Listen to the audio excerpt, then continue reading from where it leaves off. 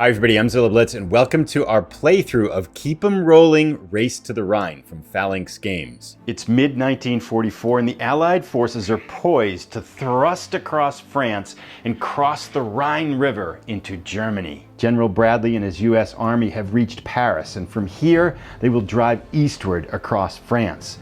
To the north, General Montgomery and his British forces will drive along the coast and through Belgium in an attempt to cross the Rhine. But between both these armies, the entire German army. It's time for war. Hi everybody, welcome to our playthrough of Keep 'em Rolling 1944 Race to the Rhine. Now, in this first episode, we're going to kind of take things slow and we'll explain a lot of the gameplay and we'll get things moving forward. And then in the next episode, we should be able to go a little bit faster in terms of gameplay. But let's just give a brief overview of what we're trying to do here. We've selected two armies, General Montgomery and General Bradley, US forces here, and their sphere of operations, if you would, are these white spaces that we can see along the board. The British, with the Canadians joining as well, have these darker brown spaces. Now, if you're playing this game, it's a multiplayer game, goes from 1 to 4 players. There's a solo mode and things like that. Everybody plays the Allies. The Germans are automated and taken care of by non-player actions. So we could have added Patton, we could have added Patch Devers, but we're just going to play with Bradley and Montgomery here. And one of the questions I'd like to ask you is, which one do you think will cross the Rhine first? Or which one do you think will win? General Bradley with his US forces or Montgomery with his British forces?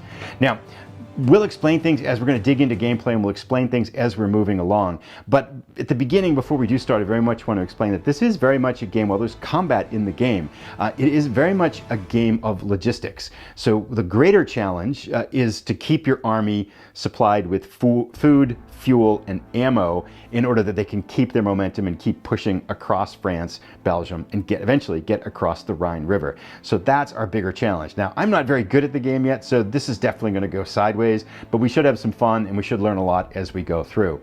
With all that being said, let's jump in now and get started. Now, there are no dice in the game, but I did, to determine initiative, I brought in two 10-sided dice. Montgomery rolled an 8 and Bradley rolled a 1. So General Montgomery has the initiative and they will go first in the first turn. So let's zoom in on Montgomery's forces here and talk about what we're going to have them do in this first turn. So General Montgomery has the initiative and they are going to get things started. Now, this is a turn-based game, so Montgomery's going to act and then Bradley's going to act, and every turn basically goes with one allied force taking some actions. Then there's going to be an Axis reaction. Then we're going to go to General Bradley. He's going to take some actions. We're going to get an Axis reaction. And we just keep going back and forth until we reach the end of the game, which we'll talk about as we move forward a little bit.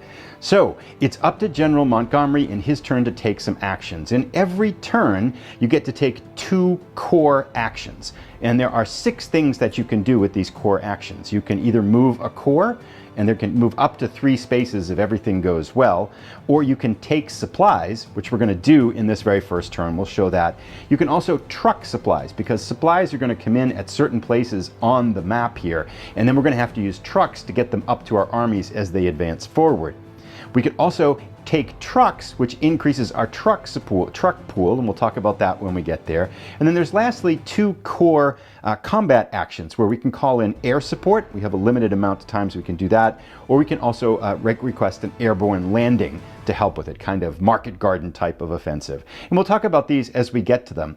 Now, one of the decisions we have to make right away for the British, though, is are we going to try to push ahead and move, or are we going to try to do something else? Now, the last time I played, I had both forces aggressively move out, and it didn't work well because they kind of ran out of supplies quickly. So instead of having General Montgomery push forward aggressively, we're going to actually stock up on some supplies for their armies, for their corps, and then move them in the next turn. So for the British forces, General Montgomery is going to take supplies, and let's see how that works. As we take a look at these supplies here, let's take a look at what we've got. We've got the 2nd Canadian Corps up here, 1st British Corps, the 12th British Corps, and then the 30th British Corps. These are our corps that we're going to be using and moving forward with and attacking. These are all of the units, if you would, that we're going to have in this entire campaign. Now, each one of these units also has a corresponding supply status. So let's go take a look at that. Now, here are the supply status cards, if you would, for each of the 4 British Corps, 2nd Canadian, 1st British, 12th British, and the 30th British right there. And we can see that they start the campaign already with some supplies. We've got these black fuel canisters here. We've got these silver ration cans, if you would, and then the brown ammo boxes. But you'll notice that these core have a capacity to carry more things. So at the very beginning of our campaign here, rather than send them off at 50% capacity, we're going to try to load them up a little bit more before they move. So we're going to take supplies, and let's figure out how we can do that. In the bottom left-hand corner of the map here, we can see the supply status board, if you would. Now, there are two players in the game, if you would, Bradley and Montgomery. So at the beginning of each phase in the game, and we're going to restock this as we go through different phases, we'll talk about that when we get there as well, we load up with 6 ammo, 6 fuel, and then 6 food canisters here. And a take supply action, one of them can be, you can take 3 of each one of these types from each different area. So there are 6, and once they're gone, they're gone. So that's one way we can do it. However, a second way you can do it as a supply action is you can always take 1 of each, in which case we take them from the bigger reserve that we're keeping off the game board. So when you take 3, for example, if we want to take 1 fuel and 1 ammo and 1 food, we just grab them out of our general supply and put those on there. But if we're taking 3 of one kind, we take them here from this kind of army supply, the Allied supply stock. So what are the British going to do? Well, we have 2 actions, and we're actually going to use both of those core actions to take supplies. We're going to have them take 3 fuel supplies, and we're going to also have them take 3 ammo supplies. Now, I could do something different. I could take 6 fuel or 6 ammo or something like that, but I have a plan with Montgomery. And also, one of the things that Montgomery can do is he has a special ability. Let's take a look at that. So Montgomery's special ability, which is noted in the bottom right-hand corner of his card here, is that one time in each phase, he can take 2 extra supplies when he takes supplies. And so we're going to have Montgomery take 1 extra fuel and 1 extra ammo. And now that means he's expended that special ability, so we're going to flip his card over until we can reactivate it. And we'll talk about that when we get further off into the game here. But let's grab 1 more ammo and 1 more fuel from Montgomery.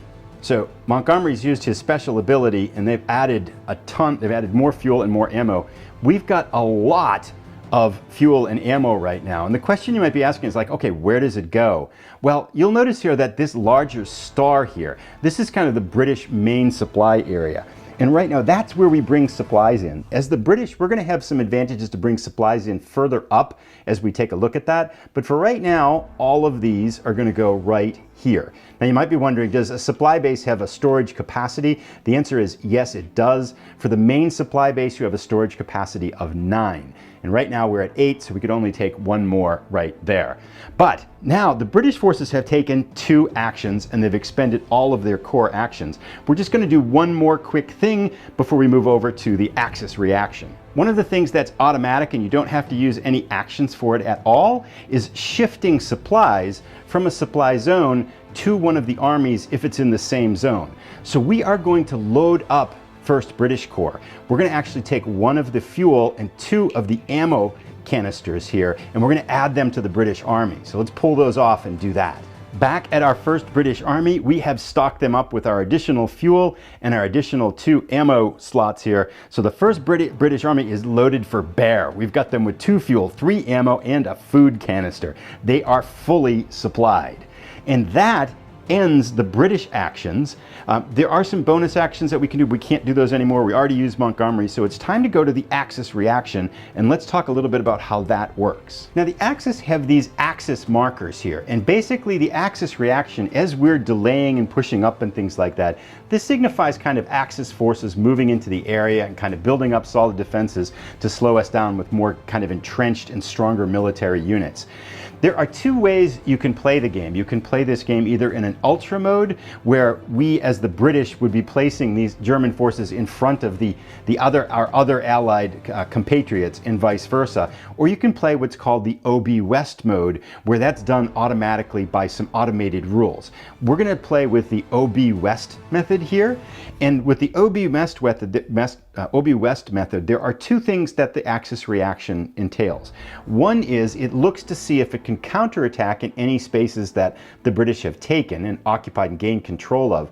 But the British haven't gained control of any spaces right now right here. So that first counterattack phase, we'll talk about that later as we get to it. But every turn, at the end of every turn, we are going to do an axis reaction.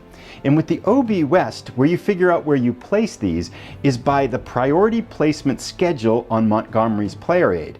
So I'll show that here, and we can see that our first priority space is Ostend, and so that's where this first axis marker is going to go.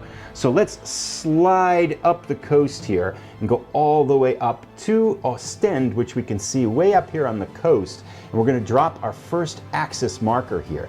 That means that this space is going to be a tougher battle when we get there. And with that, we've ended the first turn for the British, and now let's go over to General Bradley. Now, General Bradley has a different situation. Each one of these Allied forces are somewhat asymmetrical because General Bradley only has 3 corps in action. And unlike the British forces, which are going to be able to gain supplies further up the coastline in France, General Bradley's forces, if we drive up here and look, we can see that there are no supply zones. If we go all the way up to the Rhine River, there are no other places where Bradley can get supplies. So they have a much longer, potentially much longer supply route, which takes them all the way back here to Chartres, which is their starting zone.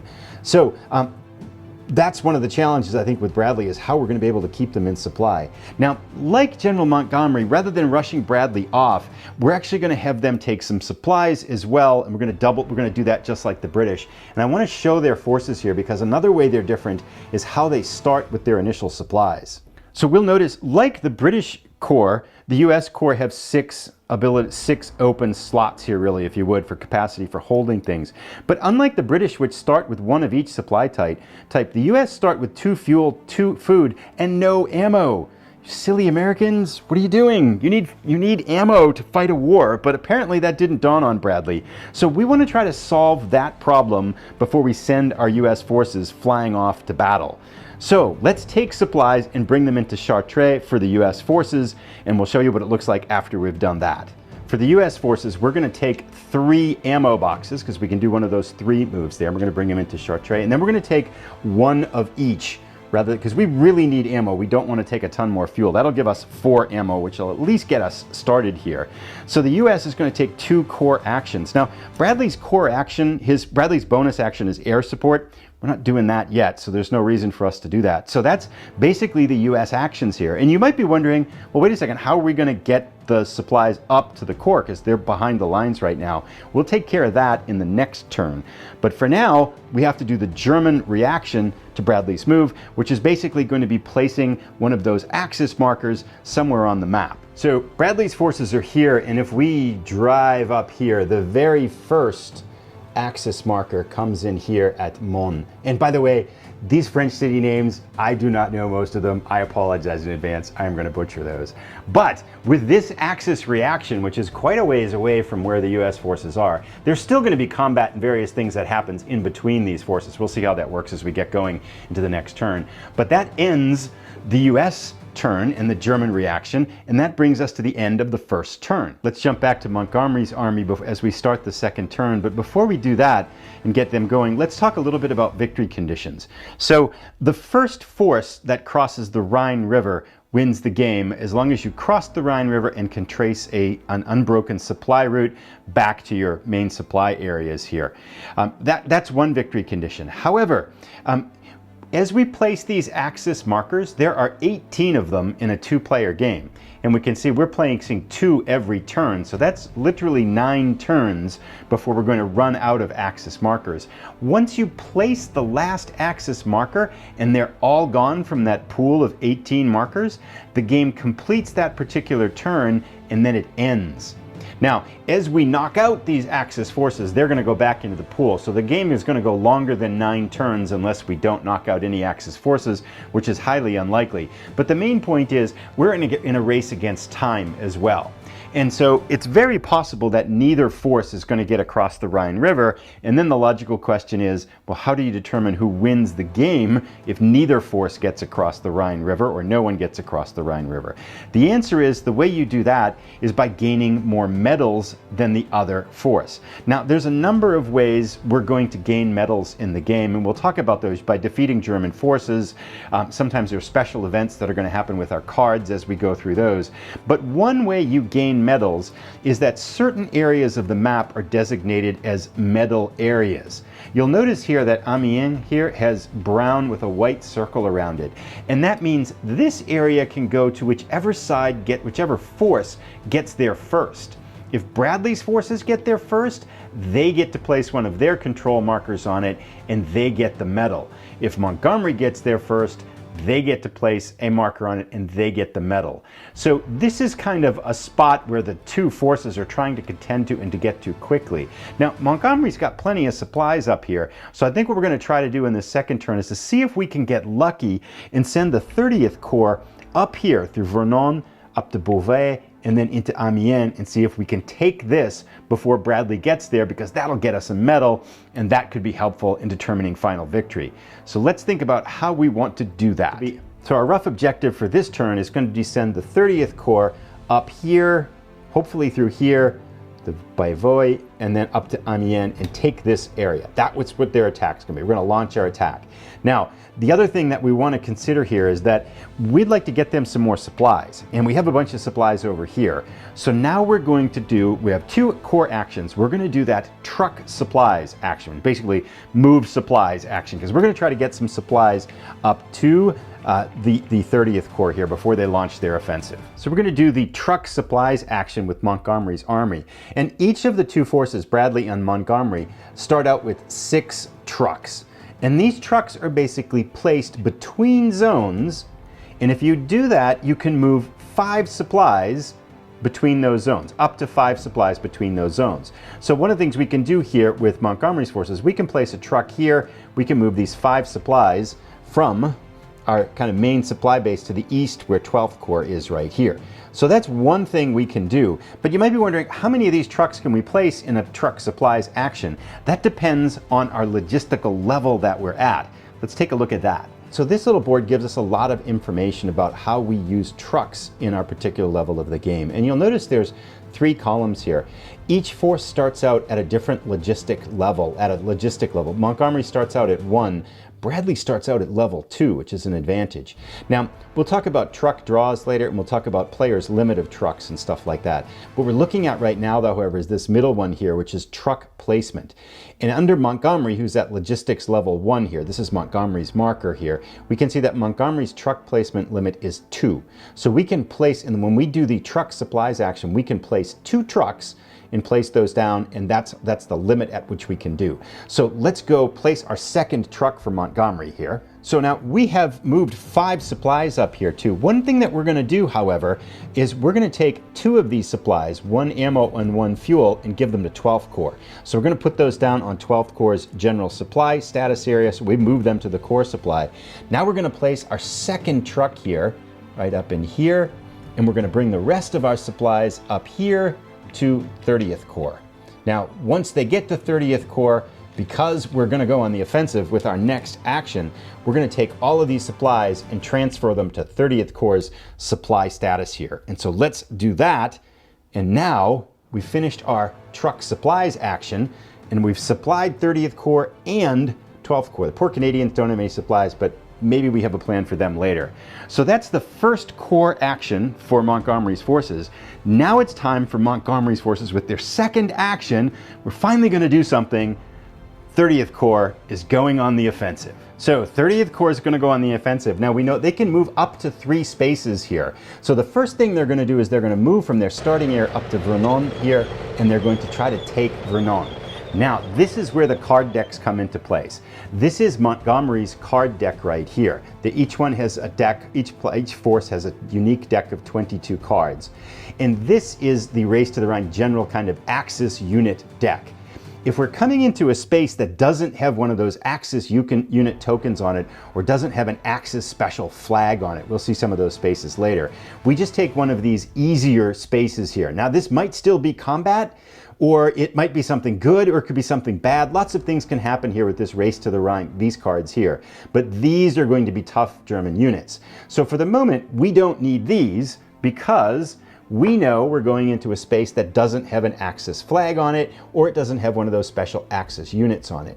Now, before we move 30th Corps, in order to move 30th Corps, one of the things we have to do is we have to expend a fuel. So we're going to throw the fuel away, we burn some fuel. So let's go do that to signify that we've done it, just to see how we do it the first time here. So again, we trucked up 2 fuel and 1 ammo to 30th Corps. We're going to burn one of their fuel right now. So we take that off, and that gets them to move as many as 3 spaces in this one turn. It's one fuel for your entire turn move there. So now let's check out and see what happens as the 30th Corps gets to Vernon. So 30th Corps reaches Vernon, and we're going to see what happens here. Oh, this is not good.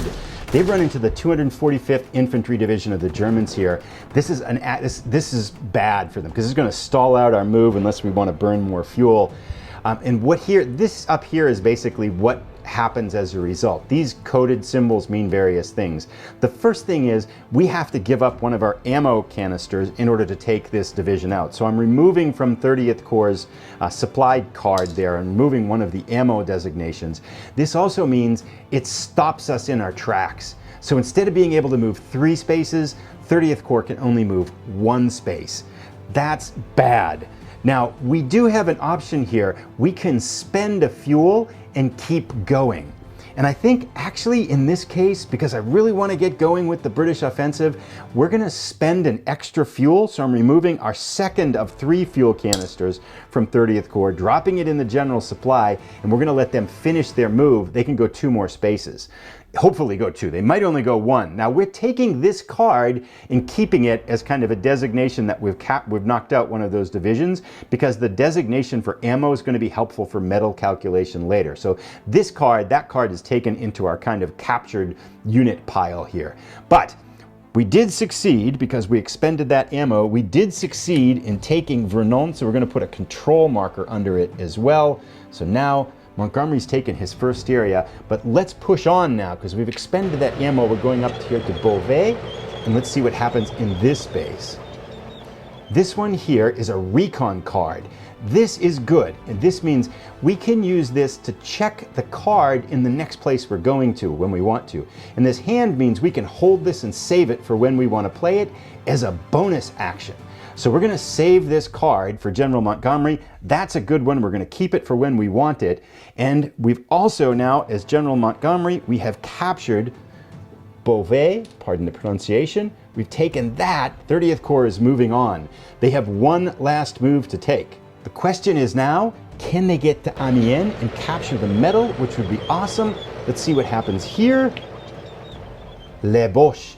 This is a special card that just means that you stop movement in this place, which is fine. So it's kind of like scattered, represents like scattered remnants of German units. So you have to kind of take care of them. It doesn't expend any ammo, but your turn ends there, which doesn't matter. This is the perfect place for us to get this because this was our 3rd and final place to act, which means that we end our turn there, and Montgomery has captured Amiens, and they get a medal.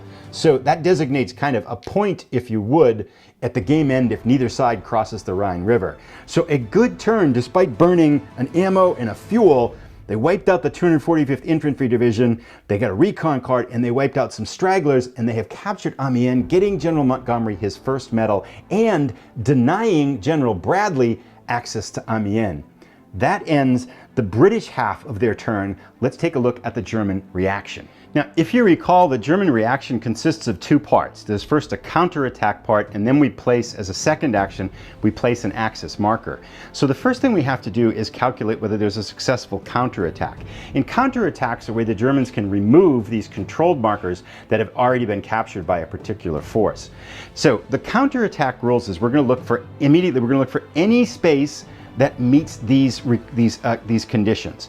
The first condition is that the space that's controlled by the force can trace a supply line all the way back to the Rhine River for the Germans, to Dusseldorf and the Rhine River. All three of these places can, right? Because they can go through kind of un-British controlled spaces. So this is a potential counterattack space, this is, and this is. So all of these three spaces meet the first condition. However, they also have to meet a second condition. And the second condition consists of three sub-conditions. The first is that it isn't occupied by a British unit. This one's occupied by 30th Corps, so the Germans can't counterattack here. Second condition is it can't be adjacent to a space occupied by a British unit. This space here is adjacent to 30th Corps, so this one is safe too. And the third and final condition is that it can't be adjacent to the starting area. Vernon, even though it's not adjacent to a British unit and it's not occupied by a British unit, this space is adjacent to the British starting area, so this space can't be taken by counterattack either. So the Germans cannot counterattack successfully against Montgomery in this turn. That leaves them to their next action, which is to place their next axis marker. And if we look here at the axis marker placement here, it is in Ypres. Oh my goodness, I wish I knew French names, city names. Right here, Ypres. Sorry, help me out. So the axis marker for the Germans go here, and they're going to basically build a line across here to make Montgomery punch through. But that finishes Montgomery's second turn. A good thrust eastward for Montgomery's 30th Corps, and they are underway, also denying Bradley access to Amiens. Let's go to General Bradley. As we come to General Bradley's turn, he's got the same problem. He's got to get supplies up to his forces here. So we're going to do the truck supplies action as Bradley's first action. And again, if we take a look, Bradley starts at logistics level 2. So instead of only being able to place 2 trucks like Montgomery could, let's flip this over to make it the same, Bradley's going to be able to place 3 trucks. So let's do that for Bradley. So for Bradley placing his 3 trucks, we've placed one here, we've placed another one here between Paris and the 29th and 19th Corps, and then we placed another one here between 7th Corps and 5th Corps. And I did it this way because once these trucks are in these lanes, until we reach the end of this particular phase, these lanes are clogged with trucks and you can't use them again. So I wanted to leave this lane here open in case we want to bring trucks up further up the front as the US forces push forward. And with that first turn I brought 4 ammo and a fuel canister up here. I left only 1 ammo. Then we had this truck bring 4 up here. We left a fuel and an ammo here, and we had our last truck bring the 2 ammo up here to 7th Corps. And now we're going to have these corps basically take these into their own corps supply because they all have space for them. The corps themselves have taken those supplies, and that's the end of Bradley's first action. Now it's time for the US forces to push forward, and we are going to launch 7th Corps at the Germans. So 7th Corps is going to move. I've taken one of their 2 fuel canisters and dropped it off the general supply, so they've burned that up. They're going to Meaux here, and we're going to draw the first card to see what kind of things happen. Oh, +1 ammo, captured stock. That is perfect. And they burned their fuel up, so they have space for it too, just enough space. That's excellent. So we can now drop one of our control markers on Meaux, and now 7th Corps is going to push forward to Soissons. Let's see what happens here. +1 food canister. Viva la libération. Now they are at their maximum capacity. I don't know if we can leave it behind in the city. I'm going to check that. Yes. Check the rules. You can drop it in the space. So because the core is filled with stuff, so we can drop that in the space. Someone else can pick that food up as they go forward. So 7th Corps meeting very little resistance here. Happy citizens in Soissons and Vive la Libération. We kind of captured some ammo here. Good drive so far. Let's have them push further north. So for their third and final move, they're going to go to Laon. Let's see what happens here as they run into that. Oh, 266th Infantry Division is here. So this is actually good because this stops their movement, but it had to stop anyway. So we have to expend an ammo to take the 266th Infantry Division out of action. We'll keep that card, and from 7th Corps, we will remove one of their 3 ammunition supplies. That means that they have captured this space, Laon, and 7th Corps is off to an equally good start is Montgomery's 30th British Corps here.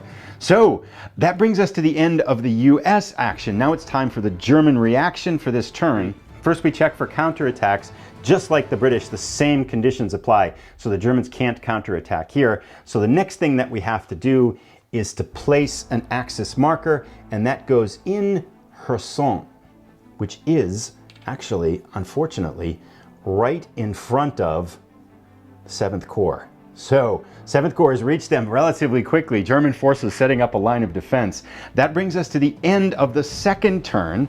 Now we're going to go to Montgomery's third turn. Actually, looking at the time, we're about 30 minutes for this episode right now, so this is going to be a good time, I think, for us to pause. We'll resume in our next episode to try to keep them rolling as we race to the Rhine, but German opposition now starting to mount. 7th Corps get a good thrust, but they're going to run into heavy opposition very shortly. Likewise, Montgomery's force driving up, but they've got a long way to go. I'll put a link to the next episode as soon as it is ready. I'll also remind you, too, that we're giving away a copy of this game. I'll put a link to the questions you have to answer about this game. They're all in the first video from the first look video. So if you want to try to win a free copy of this game, be sure to enter that drawing. Link and information is down below in the video description. Thanks for watching, everybody. We'll see you in the next episode.